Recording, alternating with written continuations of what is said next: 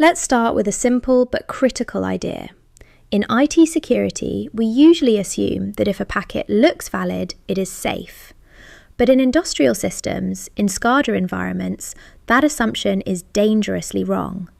Today, I will show you why a completely valid command can still cause physical damage and how we actually detect that. Let's start from the environment itself. This is a typical OT architecture. You have SCADA or HMI systems on one side, engineering workstations, and PLCs controlling the physical process. Everything is connected over a flat Layer 2 network. That means there is very little segmentation. Communication typically happens over Modbus TCP on port 502. And most importantly, communication is deterministic. The same messages repeat over time in a predictable pattern. That predictability is actually our biggest advantage when detecting attacks. Now let's zoom into the protocol level. A Modbus TCP packet has two main parts. First is the MBAP header. This includes things like transaction ID, protocol ID, and length. Then comes the PDU, which contains the function code and the actual data. The key field here is the function code. It tells the device what to do, read or write. To detect this, we need deep packet inspection. The system takes raw packets, reconstructs TCP sessions, identifies the protocol, and parses Modbus. Then we extract meaning from the packet, not just structure. So we do not just see bytes, we understand presence. That is the difference between basic monitoring and real detection. Modbus itself is stateless, but detection systems create a logical state model. For example, systems usually read data continuously and only occasionally write. So when we see a write command without any prior context, that is suspicious. It is not about the packet being invalid, it is about the behaviour not making sense. We also look at statistical behaviour. In most environments, read operations dominate. Write operations are extremely rare. So when we suddenly observe a write function code, its probability is very low, and low probability events increase the anomaly score. We are essentially measuring how unusual a command is. Next is timing. SCADA systems operate like a heartbeat, very consistent intervals, for example, every 100 milliseconds. Attackers do not follow that rhythm. They often send bursts of traffic much faster than normal, so even if the packet is valid, the timing reveals the attack. Now we look at communication patterns. Normally, only specific devices talk to the PLC. If a new device suddenly starts sending commands, that is a strong signal. We model the network as a graph, and any new connection or unexpected node becomes highly suspicious.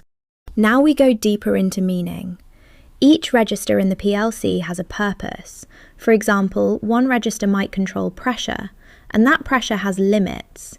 If we see a value like 9,999, which is far outside the allowed range, that is clearly abnormal.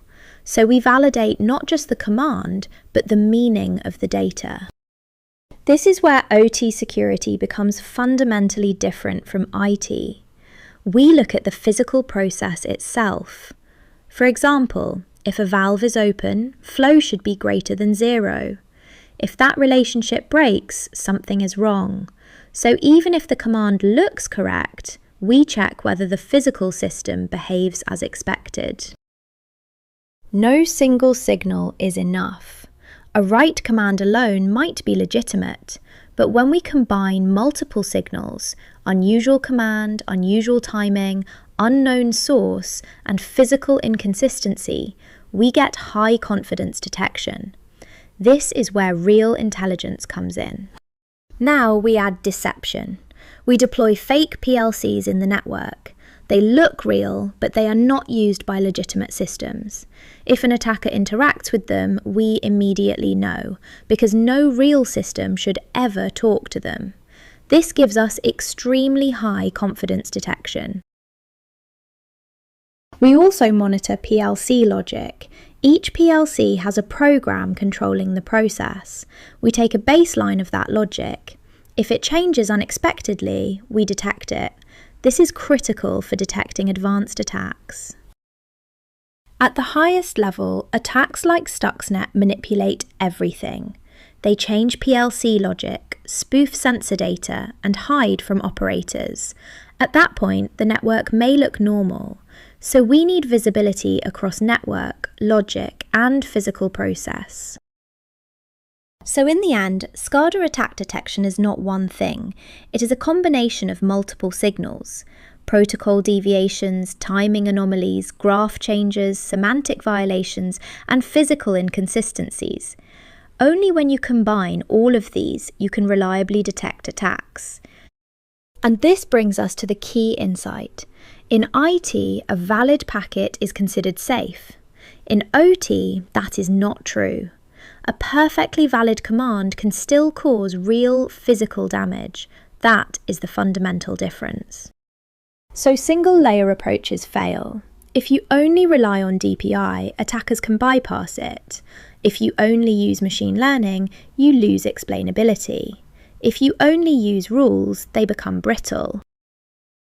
The real solution combines deception, protocol awareness, physical understanding, and context. That is how you move from anomaly detection to attacker presence detection.